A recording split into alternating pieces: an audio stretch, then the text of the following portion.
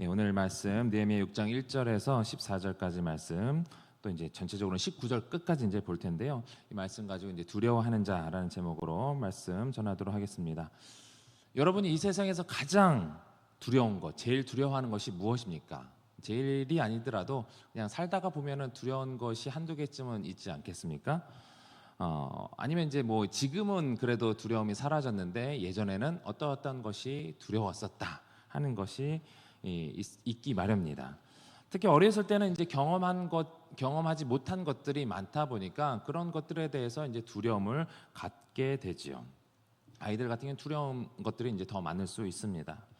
저희 아이들도 이제 초등학교 4학년, 2학년 뭐 이렇게 더 어린 아이들인데 잠잘 때면 이제 너무 깜깜하다고 불 하나 어디는 하나 켜달라고 그렇게 합니다. 아니면 이제 잠잘 때 멀리 가지 말라고 그렇게 하든지, 아니면 화장실도 현대식 화장실, 저희가 뭐 그 외관돼 있는 게 아니라 현대식 화장실임에도 불구하고 문 닫지 말라고 앞에 있어달라고 그렇게 할 정도로 뭔가 이게 뭐 무서운 건지 두려운 건지 그런 것 같습니다.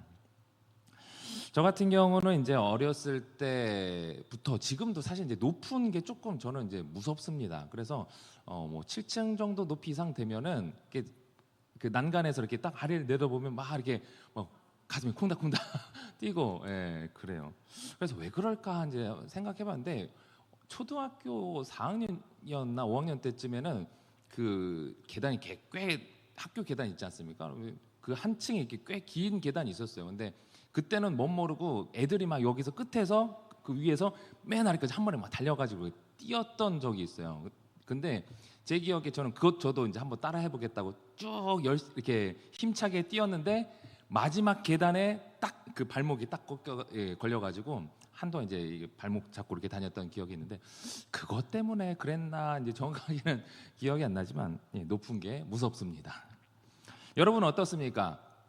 높은 곳 또는 어두운 곳, 아니면 뭐 헤엄을 못 치시는 분들은 물에 들어가는 게 또 이제 두려울 수 있죠.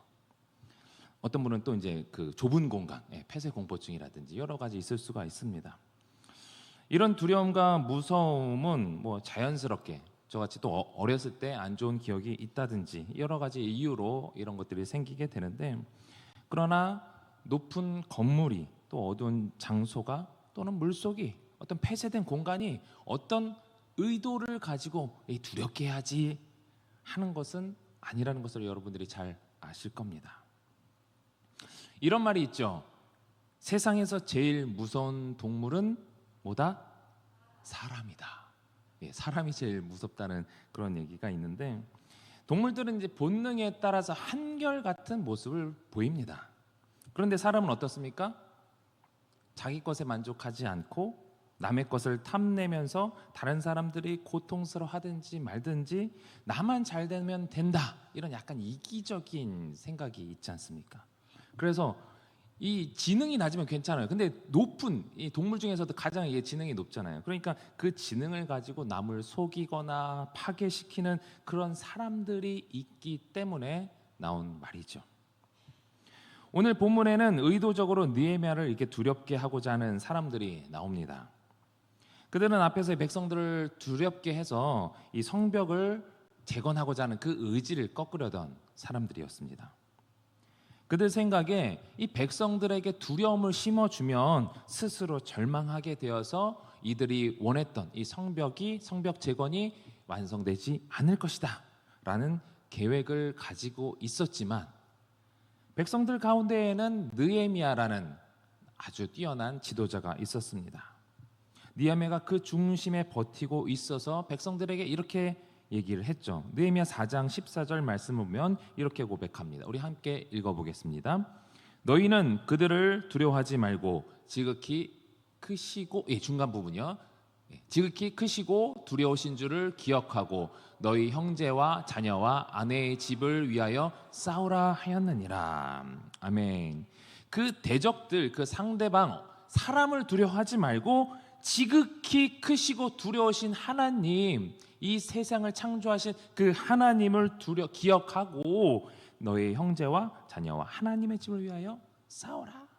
우리의 주인은 하나님이시고 그 하나님께서 우리에게 명령하신 바가 있기 때문에 세상 사람들이 너의 대적들이 아무리 뭐라고 해도 그것을 두려워할 필요가 없다라는 것입니다. 산발락과 도비아의 계획이 무너진 것은 바로 이런 믿음을 가지고 있었던 느헤미야와 그의 지도력을 따랐던 백성들 때문이었습니다. 그렇기 때문에 이들이 생각하는 게 어떤 생각이 나옵니까? 저 느헤미야를 없애야겠다. 저 지도자 한 사람에 의해서 이 백성들이 이렇게 원동력 힘을 얻고 하니까 저 지도자를 없애야겠다. 저 지도자가 두려움을 갖게 해야 되겠다라는 생각을 한 것입니다. 그래서 그들이 첫 번째 한 것이 음모와 협박과 모함입니다. 오늘 본문 2절 말씀 우리 같이 한번 읽어보겠습니다. 시작. 산발락과 게셈이 내게 사람을 보내어 이르기를 오라 우리가 오노 평지 한 촌에서 서로 만나자 하니 실상은 나를 해하고자 함이었더라. 이 산발락과 게셈이 뭔가 겉으로 봤을 때는 뭔가 평화적인 방법을 시도하는 것 같아요. 근데 뭐라고 말하고 있습니까? 실상은 이 느헤미야를 해하고자 함이라 하는 그 속셈이 있었습니다. 이 오노라는 지역은요, 사마리아와 아소 사이의 중립지대로서 완전한 이스라엘 땅은 아니었습니다.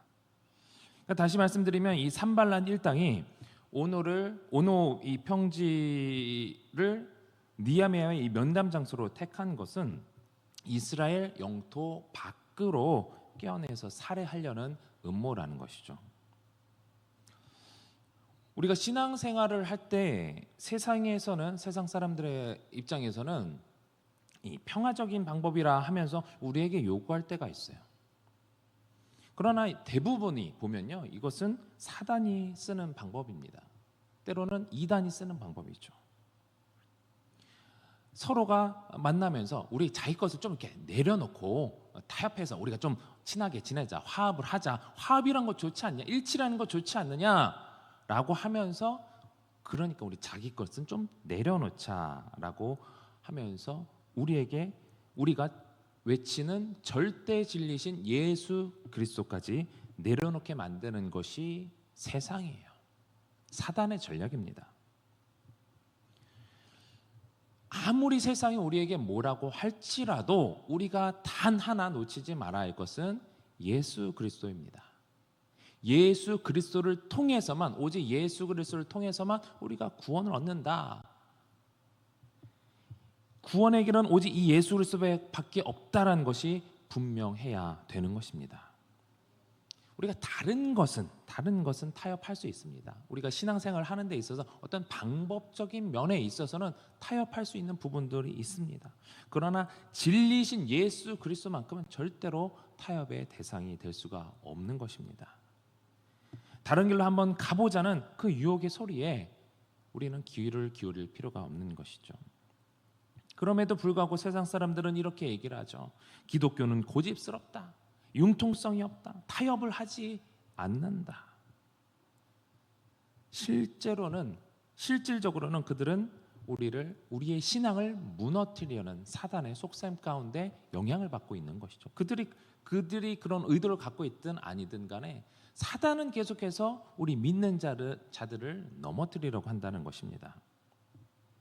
하나님에 대한 절대적인 신뢰를 무너뜨리고 다른 길로 빠지게 함으로써 우리의 영혼을 파괴하고자 하는 유혹이라는 사실을 기억하시고 어떠한 상황 속에서도 이 진리만큼은 타협하지 않는 여러분들이 되시길 바랍니다.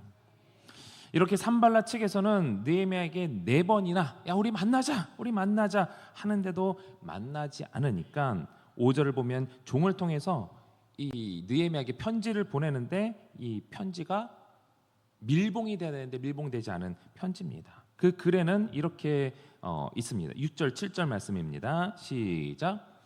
그 글에 이르기를 이방 중에도 소문이 있고 가스무도 말하기를 너와 유다 사람들이 모반하려 하여 성벽을 건축한다 하나니 내가 그 말과 같이 왕이 되려 하는도다.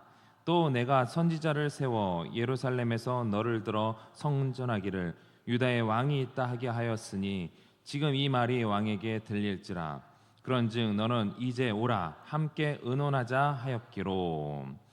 예, 충분히 이 느헤미야를 통해서 이 성벽이 재건이 되었기 때문에 저 사람만의 왕국을 만들려고 하는구나, 저 사람이 왕이 되려고 하는구나라고 누가 그렇게 약간 모함을 하게 되면 충분히 그럴 수 있습니다.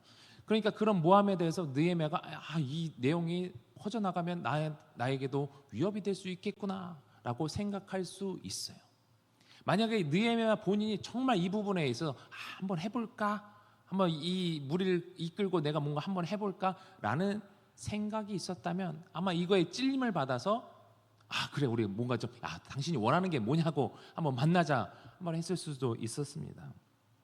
그런데 느헤미야는 이것이 본인을 위한 것이 아니라 하나님의 일이라는 것을 분명히 알고 하나님의 인도하심을 따라서 지금까지 왔기 때문에 그런 것에 의해서 절대로 굴하지 않았다는 것이죠.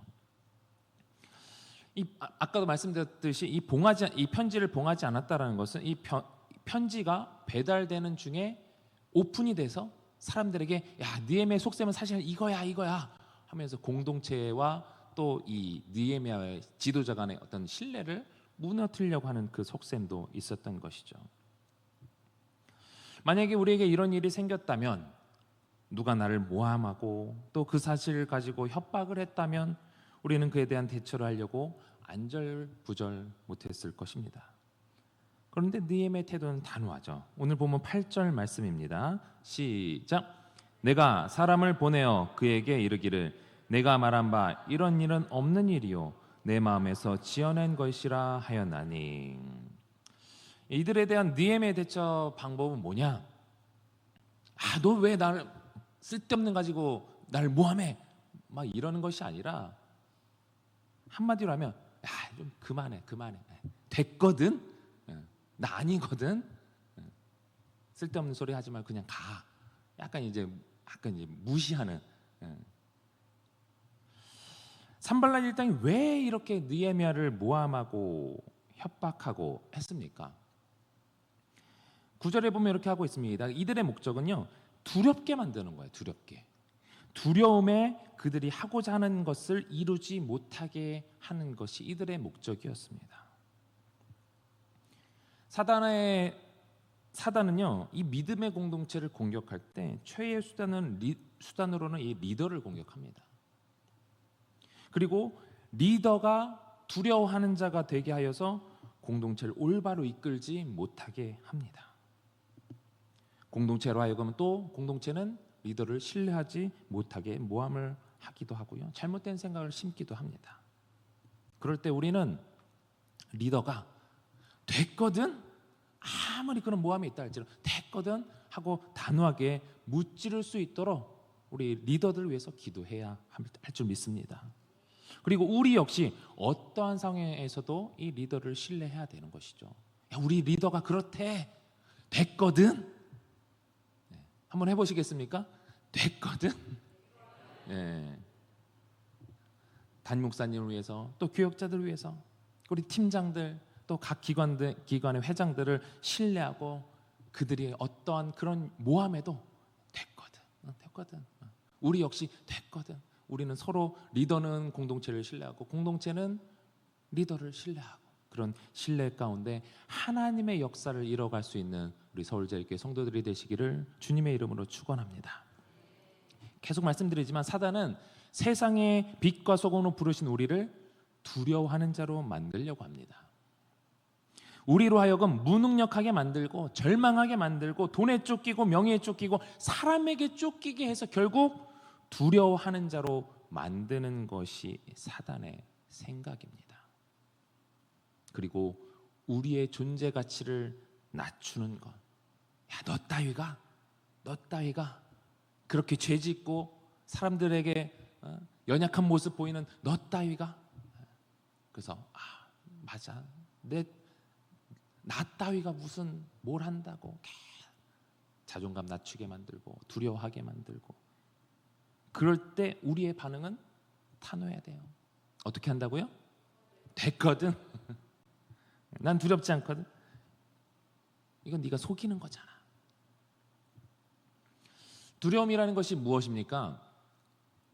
내가 생각할 때 나에게 우호적이지 않은 어떤 상대가 나보다 더 우위에 있다고 생각하는 거예요.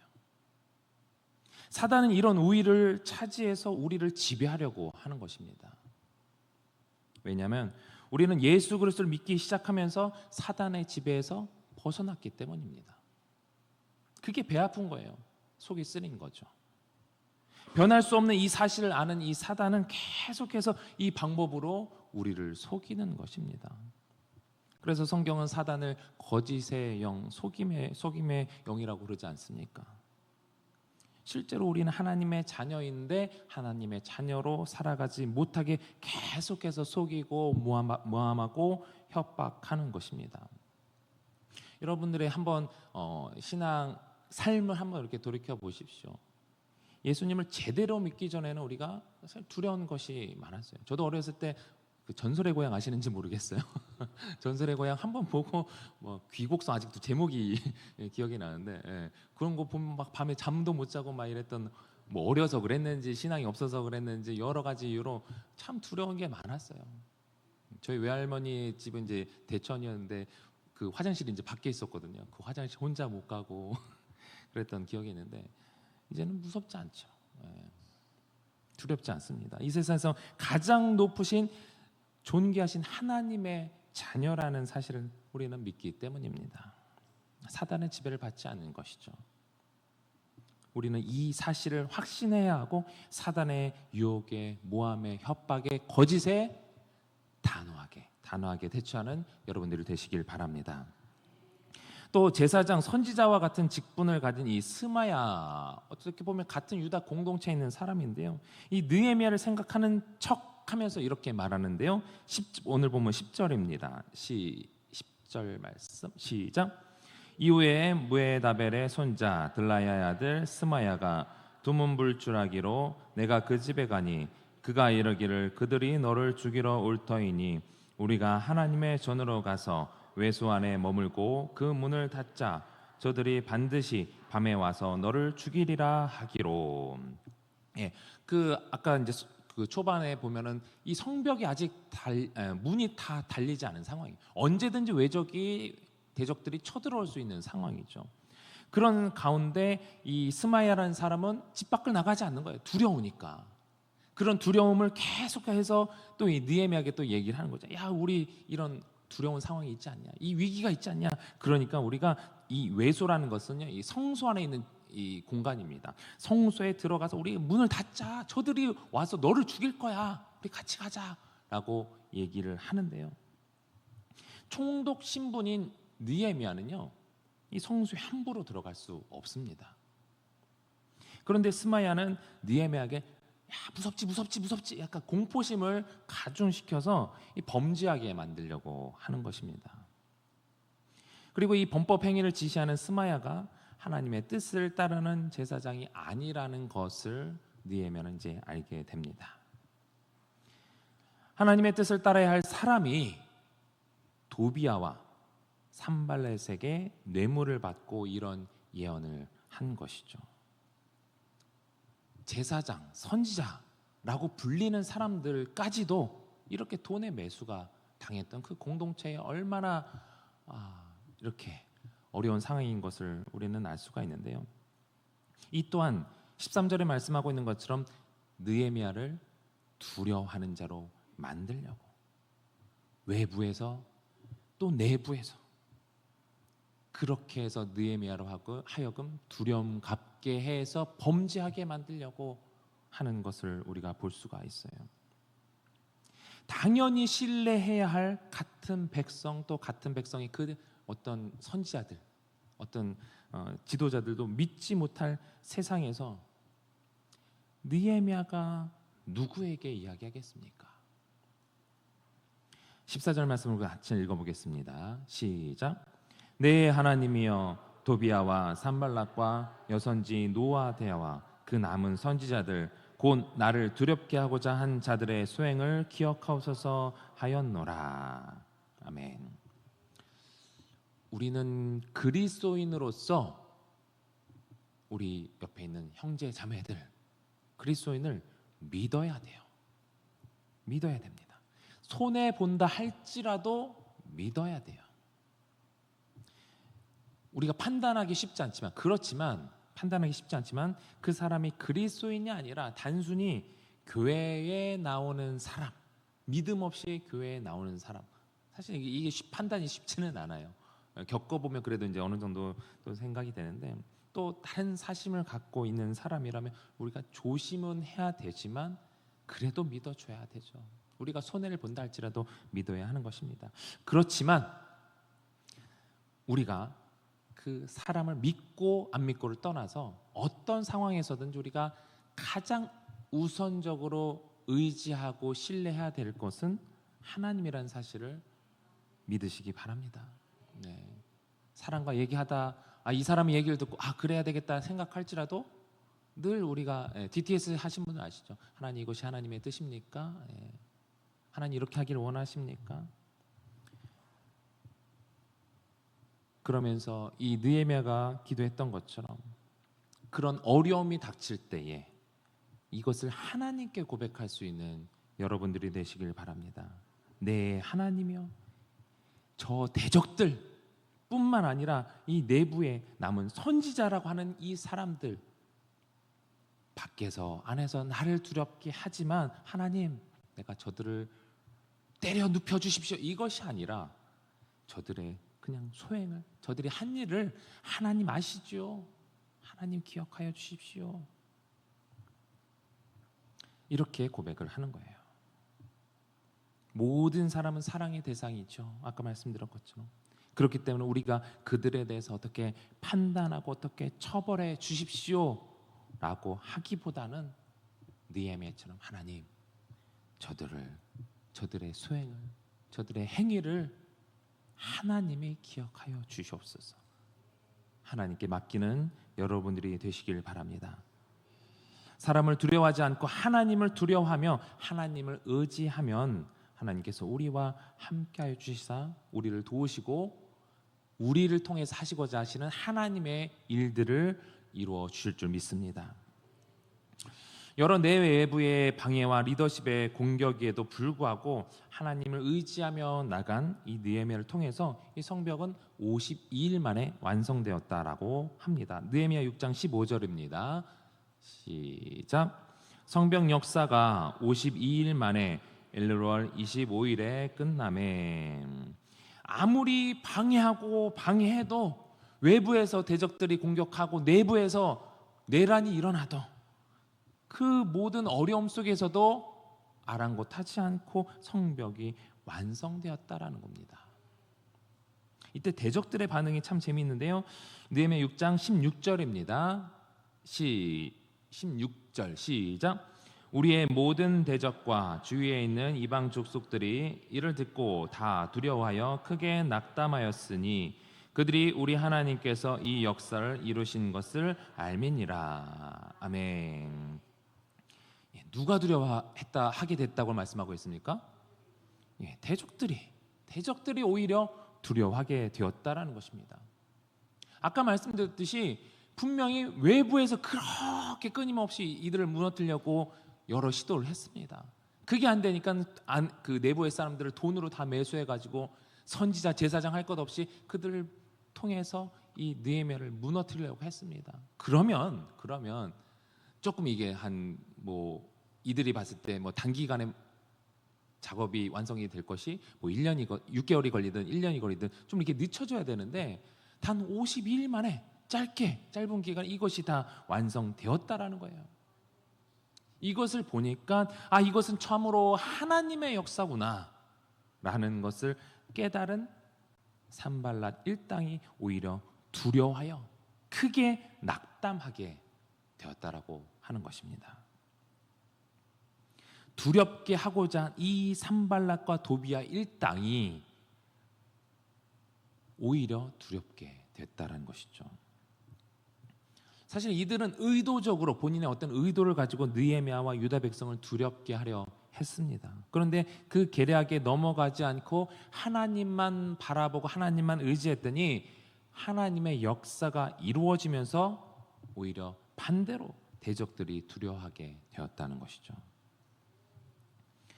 느헤미야와 백성들이 야, 우리가 이렇게 하면 산발락과 도비아를 이렇게 해서 산발락과 도비아를 두렵게 하자, 이런 의도로 성벽을 완성시켰을까요?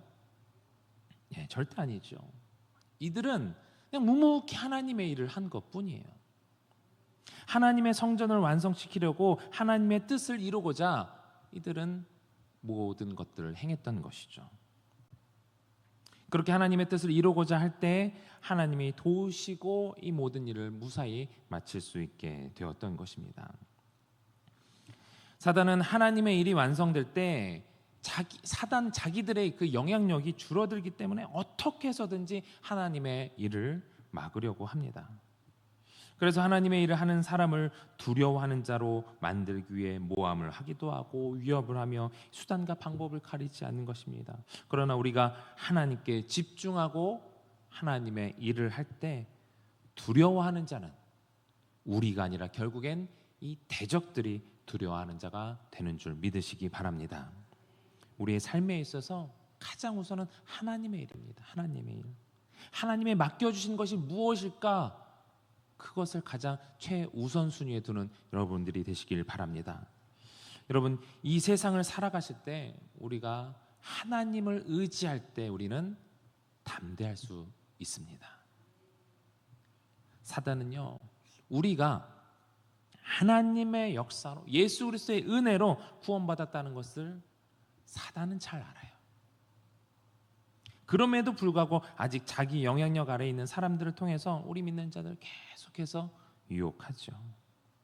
이후에 이제 뒤에 17절에서 19절 말씀을 보면 계속 그런 거예요. 여러 가지 내용들이 나오게 되는데요. 유다의 귀족들이 도비아와 이 산발랏 일행인데 계속해서 내통하고 있었다라는 겁니다. 그들이 도비아의 그 선행을 느헤미야에게 전달해서 그 사람 나쁜 사람 아니야. 그러니까 유다 그 내부 공동체 사람들을 통해서 이 도비아라는 사람, 이 대적들을 변호하는 거죠. 야, 그 사람 나쁜 사람 아니야. 그래도 선행을 하는 사람들이고 그 사람 그 사람 말에 한번 귀를 기울여봐 하면서 경계심을 풀도록 내부 사람들은 계속해서 또 느헤미야를 이렇게 그 판단력을 흐리게 만드는 거예요. 그렇게 여러 가지 여러 모양으로 이 성벽 재건을 방해했던 것입니다. 그럼에도 불구하고 이 모든 것이 이루어졌다는 거, 우리는 정말 이것이 하나님의 은혜구나, 하나님의 도우심 없이는 이것이 절대로 이루어질 수 없구나라는 것을 우리는 깨닫게 되는 것입니다. 우리가 붙들어야 할 것은 다시 한번 말씀드리지만 주님 한 분뿐인 줄 믿으시기 바랍니다. 변함없이 느헤미야를 도우셨던 그 하나님, 그 하나님이 나의 하나님이 되신 줄 믿습니다. 그 안에서 우리가 두려워하는 자가 되는 것이 아니라 담대하게 하나님의 일을 할 때 오히려 상대는 그 하나님을 두려워하고 하나님을 믿는 우리들을 두려함으로 스스로 물러가게 돼 있습니다. 상대가 아무리 우리보다 우위에 있는 것처럼 속여도 그것에 속지 않는 여러분들이 되시길 바랍니다. 이 땅에, 이 우주에 하나님보다 높으신 분이 어디 있겠습니까?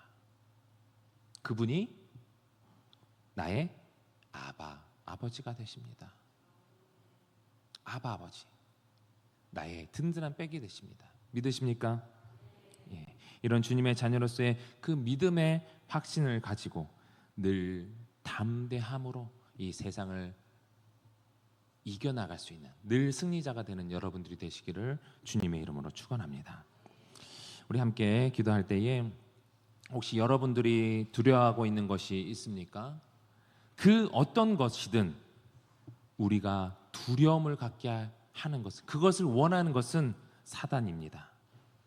어떠한 상황 속에서도 우리가 그 상황으로 인해서 흔들리지 않게 하여 주시고 우리 안에 믿음 허락하여 주셔서 담대함을 갖게 하여 주셔서 모든 사단의 권세를 무찌르는 승리의 성도가 되게 해달라고 기도하시고, 우리 다음 세대 부흥을 위해서 또 우리 둔촌동 시대가 활짝 열리게 해달라고 또 각자의 기도 제목을 넣고 우리 주님 3번 간절히 부르고 통성으로 기도하겠습니다. 주여, 주여.